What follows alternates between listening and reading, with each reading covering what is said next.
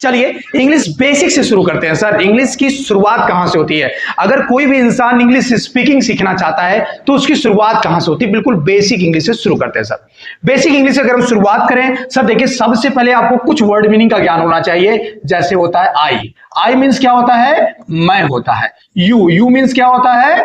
तुम होता है और आप भी होता है सर। ठीक है। वी मीन्स क्या होता है? हम होता है। ठीक है। और सी मीन्स क्या होता है? वह होता है। और किसके लिए यूज होता है सर? ये स्त्री के लिए यूज होता है। और ही मीन्स क्या होता है? वह होता है। ये किसके लिए यूज होता है सर? पुरुष के लिए यूज होता है। देखिए मैं तो बिल्कुल बेसिक से पढ़ा रहा हूं इंग्लिश, तब जीरो लेवल से पढ़ा रहा हूं जी, वो जीरो लेवल से। मतलब अगर मेरे इस वीडियो को सबसे कमजोर, जिसको दूसरी भाषा में बोलते हैं गधा लड़का, ठीक है, जो बिल्कुल कमजोर इंग्लिश में गधा है, वो भी अगर देख रहा होगा तो भी उसको इंग्लिश आ जाएगी। और जो तेज है तो भाई उसकी बात ही अलग है, उसके लिए ये वीडियो नहीं है। ठीक है। अगर हम बात करें दे की हिंदी क्या होती है सर? दे मीन्स होता है वे। जहां पर एक आता है इट माने क्या होता है सर? वह भी होता है और यह भी होता है। ये किसके लिए यूज होता है सर? निर्जीव के लिए यूज होता है। किसके लिए यूज होता है सर? निर्जीव वस्तुओं के लिए। किसके लिए यूज होता है सर? वस्तुओं के लिए, निर्जीव वस्तुओं के लिए, समय के लिए। किसके लिए? समय के लिए। और मौसम को बताने के लिए भी हम लोग इसका यूज करते हैं। ठीक है। चलिए आगे बढ़े सर। आई होप कि आप लोगों को समझ में आ रहा होगा। मैं आगे बढ़ता हूं। अब यहां पे कुछ विशेष जानकारी आप जान लीजिए। पर्सन की बात करते हैं। किसकी बात करते हैं सर? पर्सन। इसी में 3 पर्सन होते हैं। फर्स्ट पर्सन होता है सर, सेकंड पर्सन होता है सर, और आपका एक होता है थर्ड पर्सन होता है। इसको बोलते हैं एसटी, इसको बोलते हैं सेकंड एनडी, और इसको बोलते हैं आरडी। ठीक है, आरडी थर्ड।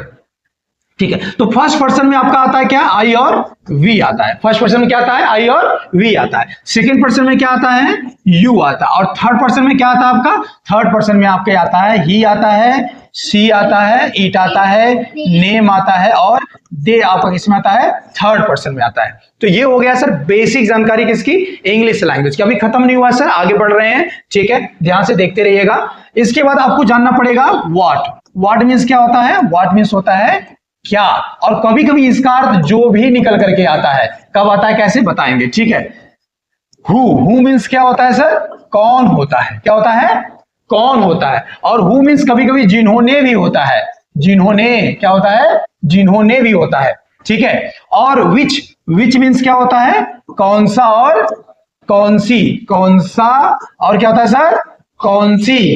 कौन सी, कौन सा और कौन सी होता है। ठीक है। हुम की बात करें तो हुम मीन्स क्या होता है? किसको होता है। क्या होता है? किसको होता है हुम मीन्स। ठीक है। और अगर हुज की बात करें तो हुज मीन्स क्या होता है? होता है किसका और किसकी होता है। किसका और किसकी होता है। ठीक है, ध्यान से देखिएगा। बिल्कुल बेसिक और जीरो लेवल से इंग्लिश पढ़ा रहे हैं। जो बच्चा आज ये पहली क्लास इंग्लिश का देख रहा है, अगर वो दूसरी वीडियो, तीसरी वीडियो, चौथी वीडियो, 90 वीडियो इंग्लिश स्पीकिंग की मैं अपलोड करूंगा, अगर ध्यान से वो देखता है तो मैं गारंटी देता हूं कि उसकी इंग्लिश सुधर जाएगी, वो इंग्लिश स्पीकिंग सीख जाएगा। ठीक है, चलिए आगे बढ़ते हैं।